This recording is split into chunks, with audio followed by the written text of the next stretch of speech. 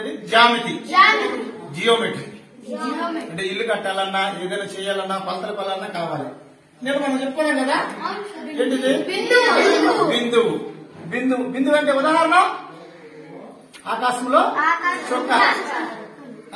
దానికి పొడవు వెడల్పు మందం ఉంటాయండి. పొడవు ఉండదు మందం ఉండదు. బిందువు తర్వాత ఏంటి కొనుక్కున్నాం కిరణం. కిరణానికి ఒక బిందువు ఉండదు ఇచ్చావరా? ఇదేనా కిరణము? చూడండి కిరణం ఉందా దాంట్లో?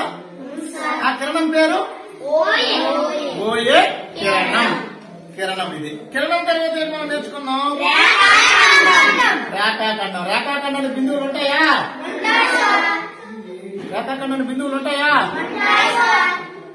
తొలి బిందువు ఉంది,